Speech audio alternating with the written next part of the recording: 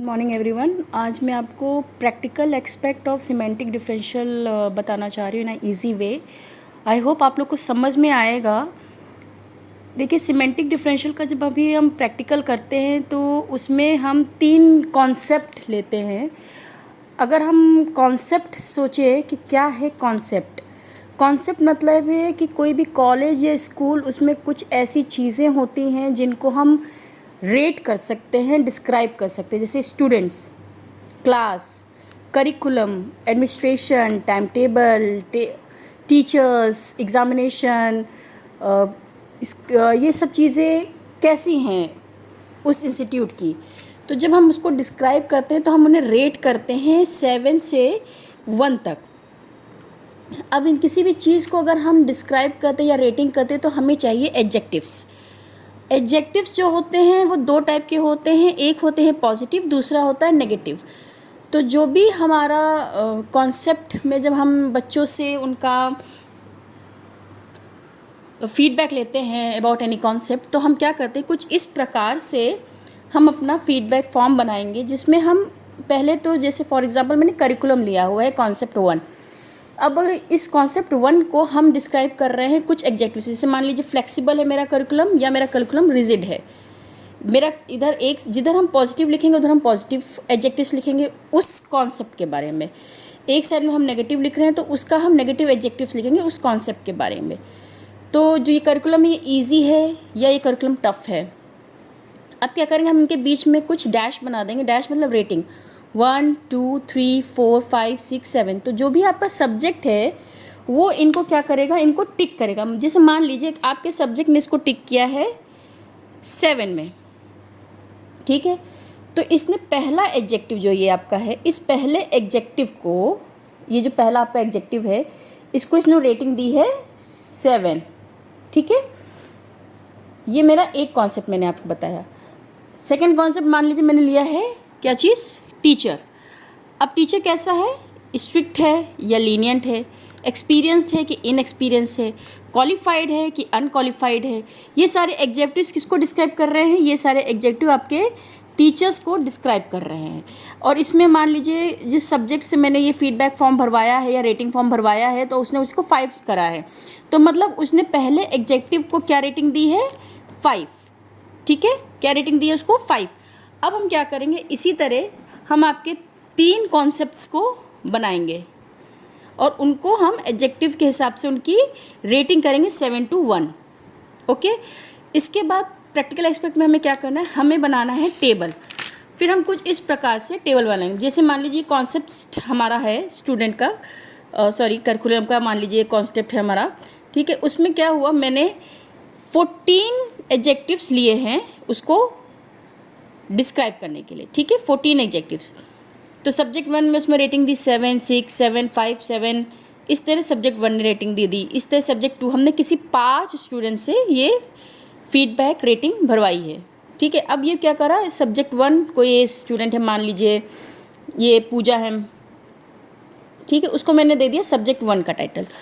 समझ लीजिए रवि हैं, इनको मैंने दे दिया सब्जेक्ट 2 का टाइटल। सिमिलरली सब अलग अलग स्टूडेंट्स हैं और उनसे हमने क्या किया है, ये फीडबैक फॉर्म भराया। उसके बाद मैं टेबल बनाया, यहाँ सब्जेक्ट 1 लिखा, सब्जेक्ट 2, सब्जेक्ट 3, सब्जेक्ट 4, सब्जेक्ट 5, ठीक। इसी तरह ये जो 1 से 14 हैं ये हमारे हो जाएंगे एडजेक्टिव्स। ये क्या है, हमारे एडजेक्टिव्स हो गए, ठीक है। तो 1 to 14 हमारे हो जाएंगे एडजेक्टिव्स। अब जो भी इस फॉर्म में जहाँ भी जिस चीज़ को टिक किया, जैसे मान लीजिए पहले में इसने 7 को टिक किया, तो सब्जेक्ट 1 ने पहले एडजेक्टिव को क्या दिया, 7, ठीक। सब्जेक्ट 1 ने टिक किया है 7 को, तो हमने यहाँ पे क्या लिख दिया, 7, ठीक है। इसी तरह आप सारे सब्जेक्ट ने जिसको जो भी रेटिंग दी है आप इसमें लिख लेंगे for curriculum concept, okay, for curriculum concept. अब क्या करेंगे, हम इन सब का मीन निकालेंगे। अब मीन तो निकाला आप लोग को आता ही होगा, 7 + 6 + 7 5 7 7 7 1 6, इन सबको आपने क्या किया, ऐड कर लिया, ठीक है। इन सबको आपने ऐड कर लिया। फिर जो टोटल नंबर एडजेक्टिव है, कुछ बच्चों ने 10 लिया होगा तो डिवाइडेड बाय 10 करेंगे, किसी ने 12 लिया होगा तो डिवाइड बाय 12 करेंगे, किसी ने 14 लिया है तो डिवाइड बाय 14 करेंगे। फिर इस तरह करके हम क्या करेंगे, उनका मीन निकाल लेंगे। जैसे यहाँ पे मीन मेरा आया है 6.14 फॉर सब्जेक्ट 1, ठीक है। ये तो हो गया यहाँ तक का, एक हमने यहाँ तक अपने कर लिया है। अब इस मीन का क्या काम है, ये जो मीन है यही हमारा रिजल्ट को क्या करेगा, इंटरप्रेट करेगा। अब अगर आपका मीन 1 से 4 तक आता है तो इसका मतलब वो सब्जेक्ट जो है उसके बारे में उसका नेगेटिव एटीट्यूड है उस कॉन्सेप्ट के बारे में। मान लीजिए अब मेरा मीन आया है 6.14, तो 6.14 जो है 5 से 6 है अबव है, ठीक है। 6 से अबव हुआ ना, 6.00 से अबव है 6.14। तो मैं अपना रिजल्ट ऐसे इंटरप्रेट करूँगी कि जो सब्जेक्ट 1 है उसका मीन स्कोर है 6.14। दैट मीन्स कि subject 1 has positive attitude towards the concept curriculum, ठीक है। अगर यही मेरा मीन होता 4 तो मैं बोलती कि subject 1 has mean score 4.0। That means he or she is having negative attitude towards the concept curriculum। और अगर यही मीन मेरा 5 से 6 के रेंज में होता तो मैं कहती कि subject 1 is having an average attitude towards concept curriculum. यहाँ तक आपको क्लियर हो गया होगा। अब हम चलते हैं प्रैक्टिकल एक्सपेक्ट के सेकेंड पार्ट में, जो है सिमेंटिक डिफरेंशियल का कैलकुलेशन। कैलकुलेशन बहुत ईजी है। आपको क्या करना है कि इसमें पहले क्या है कि हम 1 से 2 का लेंगे। मतलब अगर हम देखें, चलिए अब सेकेंड हम सिमेंटिक डिफरेंशियल का कैलकुलेशन करेंगे तो ये बहुत ही इजी है, कन्फ्यूज़न का इसमें कुछ स्कोप नहीं है। देखिए S1 माइनस S2 पहले करेंगे, ठीक है। फिर हम करेंगे S1 माइनस S3, फिर करेंगे S1 माइनस S4, फिर करेंगे S1 माइनस S5। कैसे, अब इसको समझते हैं। पहले हमने लिख लिया S1 माइनस S2, ठीक है, सिमेंटिक डिफरेंस का कैलकुलेशन। तो हम क्या करेंगे, 7 माइनस 6 का होल स्क्वायर प्लस 6 माइनस 6 का होल स्क्वायर प्लस 7 माइनस 6 का होल स्क्वायर प्लस 5 माइनस 5 का होल स्क्वायर प्लस 7 माइनस 6 का होल स्क्वायर प्लस 7 माइनस 7 का होल स्क्वायर, पूरा नीचे तक करेंगे 6 माइनस 6 का होल स्क्वायर तक। देखिए मैंने सेम यहाँ पे किया है। देखिए पहला क्या लिया, 7 माइनस 6 का होल स्क्वायर, सी है 7 माइनस 6 लिखा है ना, कॉन्सेप्ट 2 में 6 है पहले एडजेक्टिव का और इसमें 7 है, तो 7 माइनस 6 का होल स्क्वायर क्या है, 7 माइनस 6 का होल स्क्वायर प्लस 6 माइनस 6 का होल स्क्वायर, 6 माइनस 6 का होल स्क्वायर प्लस 7 माइनस 6 का होल स्क्वायर प्लस 7 माइनस 6 का होल स्क्वायर, ये करके टिल हमने कहाँ तक लिया, लास्ट एडजेक्टिव तक 6 माइनस 6। मेरे पास 14 एडजेक्टिव्स हैं तो मैंने पूरे 14 एडजेक्टिव्स का लास्ट तक यहाँ तक ले लिया ऐसे, ठीक है। उसके बाद मैंने क्या किया, इसको अंडर रूट 50 मेरा आया और मेरा आंसर है 7.07, करेक्ट। ये हो गया मेरे पास, फाइन।